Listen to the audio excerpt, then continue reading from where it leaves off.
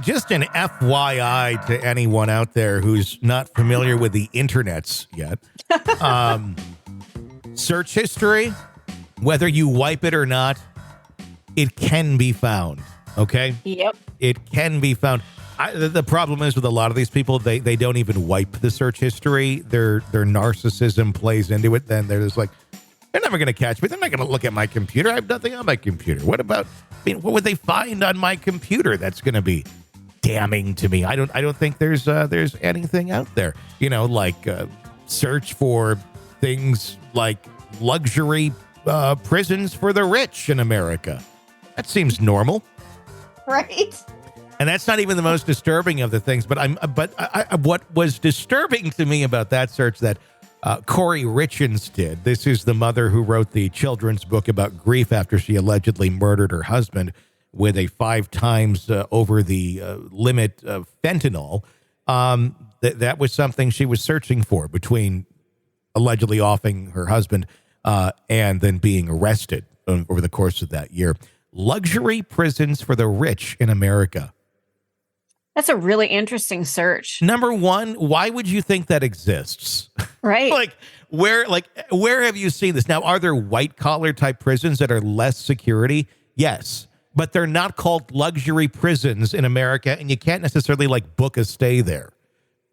Okay, so I'm going to get myself into trouble someday here, but I am looking that up right now, and unfortunately, all I'm finding is Kouri Richins' story that she Googled this. But I guess Yahoo had an article on August 9th of 2021 about luxury prison cells. Norway's and Scotland have some. Well, that's not here.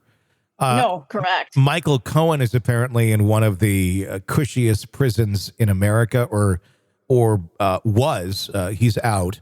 There is an article for that because I literally just Googled the exact same thing. And these are white-collar prisons where they're really not violent offenders. So I guess that's luxury of not getting, raped in the shower. Right. But if that's luxury, the bar for luxury is pretty low if you're going to consider that a luxury prison. But looks like a dorm room, to be honest with you. Yeah, I mean, it's less. Less stringent, less, what we think of like maximum security prisons. Far from being luxury, or why you would look that up thinking, maybe I can book my stay there, get a choice. You don't get to go to Travelocity and pick your prison. No, you don't. Once you've been convicted. Just a little thing. Great app. So 2 lessons for Kouri. You can't do that with prisons, and your search history can be found and will be talked about a lot.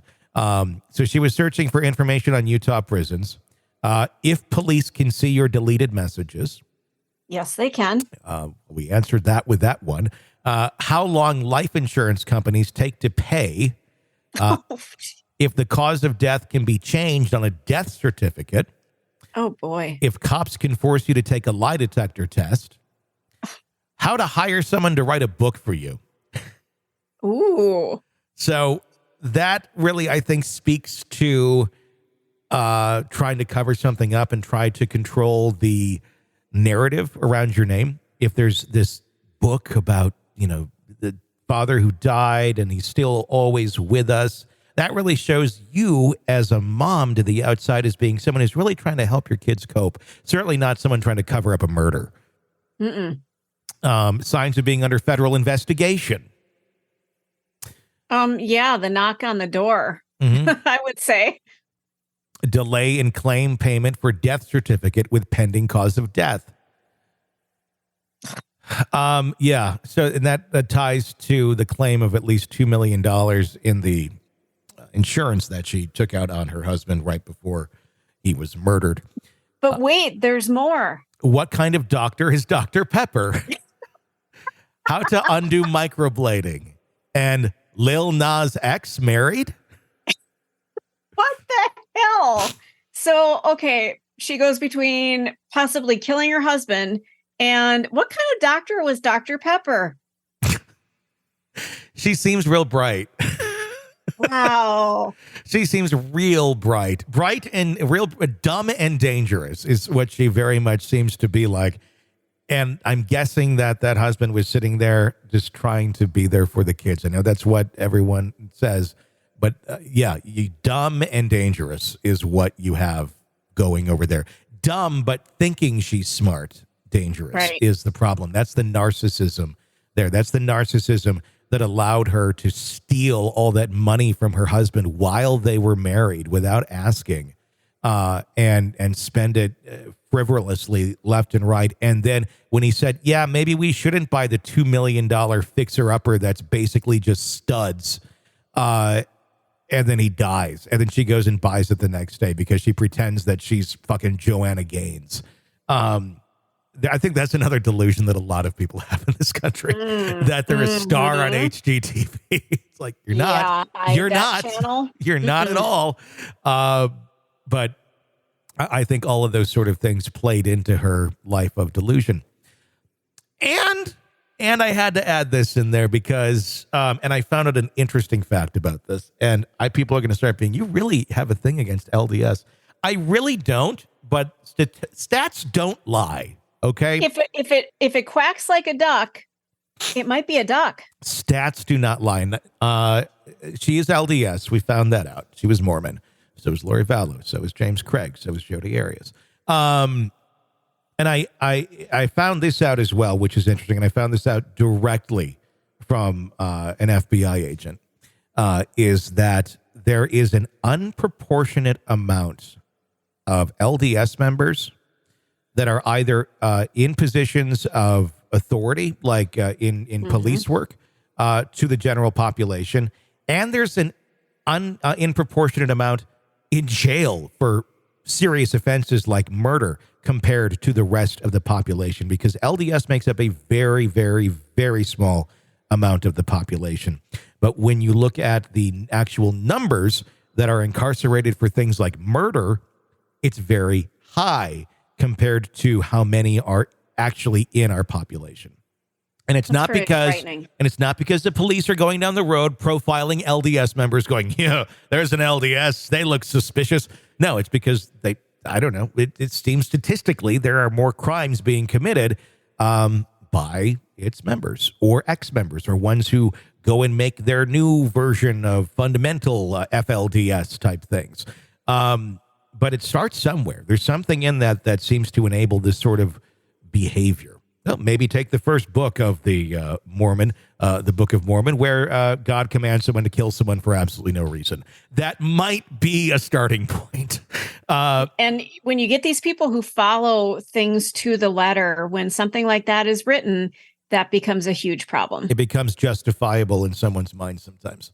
And it also can start to justify delusional thinking and voices in your head, which are most likely a sign of some sort of mental illness or disorder. When you can just attribute that to God, boom, there's no mental disorder anymore. So it's scary. And it just, religion, when in the wrong hands, becomes frightening. And we see it in all sorts of different religions.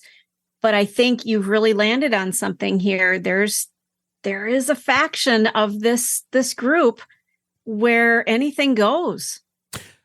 There is, or the rules are a little different, or it seems to produce narcissists, or it seems to produce certain types of thinking.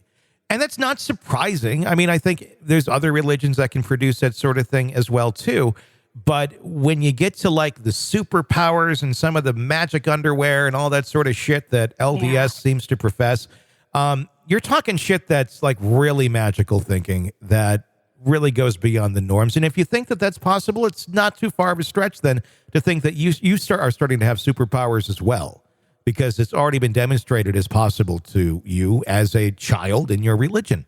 And we're presented with all sorts of magical things like that in different religions, but some go a little bit further. Some make them a little more applicable to today's life, not just, well, and then manna came from the sky and fish fell and they had a water into wine thing.